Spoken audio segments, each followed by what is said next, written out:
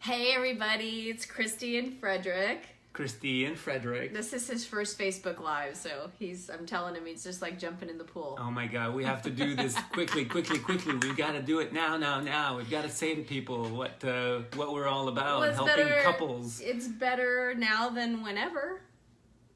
There was better time than now, right? So let's do it now. So before we get started, if you want our personal help, we are now doing couples work together, and it is the most rewarding thing that both of us have done. I've been a coach for over 15 years, an author, a speaker, and Frederic's been doing his own inner work, and we've also obviously had tons of couple work that we've been doing, and now we're helping couples. So if you want our personal help to getting your relationship back on track and where you want it to be, you can go to connectedcoupling.com. We also have our... So that's connectedcoupling.com. Podcast. Hi, Bet. Betty is Betty. Hey, Betty. Betty. So one of the things that we talk about all the time is learning to release the stuff of the past, whether it be old emotions, resentments, hurts, frustrations, all that emotional stuff. There's the thought stuff, but there's the emotional stuff. And common question that when we say that, it's like, yeah, but what he did was inexcusable. How could I forgive him? How can I let go of that hurt or that resentment? And believe me, I get it. Our relationship is in a totally different space than it used to be. We both had a lot of growth to do. I always say that this is our second decade together, and it's my favorite because the first one was a lot of work.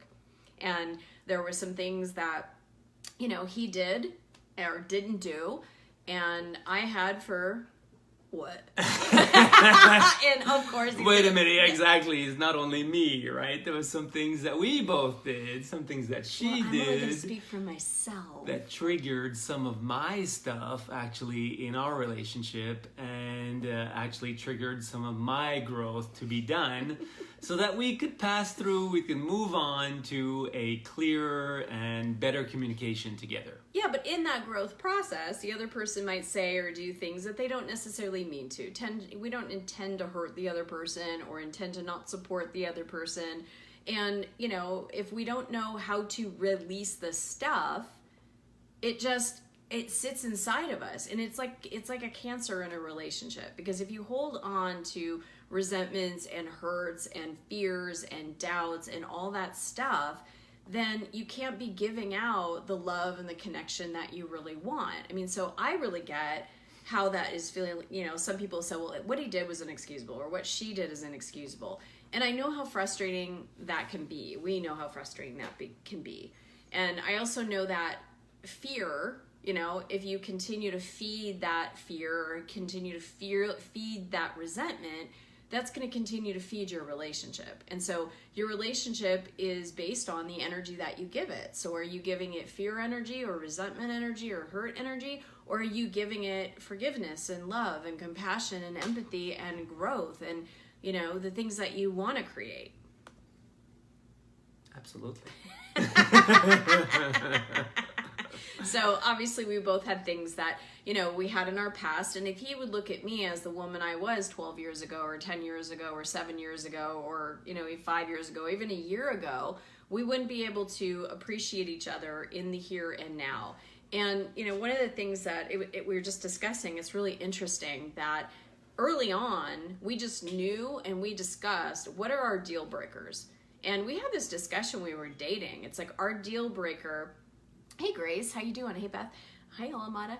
Our deal breakers would be, number one, if either one of us cheated on each other, that was a deal breaker for us. Now, every couple's different, but for us, that was a deal breaker. Number two is if there was any type of abuse, that was a huge deal breaker. And if there was a lot of disrespect, yeah. And so we had moments of disrespect where we didn't mean to, it wasn't intentional, but we both felt disrespected. And so we have to navigate through that. Is that deal breaker? So have you discussed in your relationship, what are the deal breakers? First of all, what are the rules, right? And if you're in the territory of something that you're holding on to that's inexcusable, was it something that was a deal breaker? And if it was, obviously that needs to be discussed. And you have to really, oh, I'm sorry. Hey, Geraldine. Yay. Hey, Geraldine. Proud of you. If it's a deal breaker, you have to discuss, you know, is a relationship worth fighting for? Because be able to share together whether it's something that, you know, you don't want to deal with anymore, or is it something that actually you are both ready to move forward and let things from the past go. Absolutely. Because, you know, there are times when I felt like I'm ready to let this go, and he fought for us. And he was doing what he needed to do to fight for our relationship. And I'm so grateful and glad that he did. Because in those moments of frustration, I was like, I just give up. This is not worth it. And he was like, no, this is worth fighting for.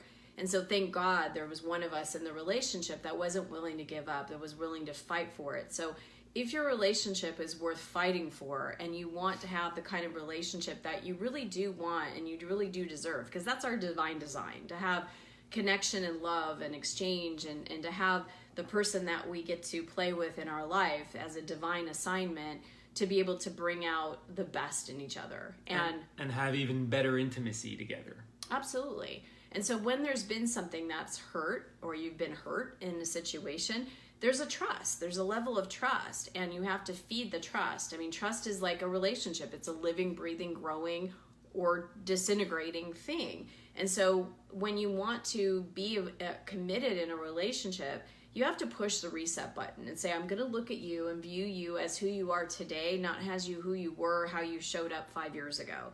And, you know, be able to push the reset button and demonstrate that I'm willing to trust you again, and do things to be the person that the person can trust. You know, for example, if you're tired of always having your husband be late, or he's always tired of having you late, or she, or, you know, what, your wife, whatever, show and demonstrate that you're willing to listen to that person and be on time. You know, be respectful, whatever it is. So start demonstrating that now, today. Push the reset button and allow yourself to be open and trust your partner again. So let's tell them about the website again. So funny.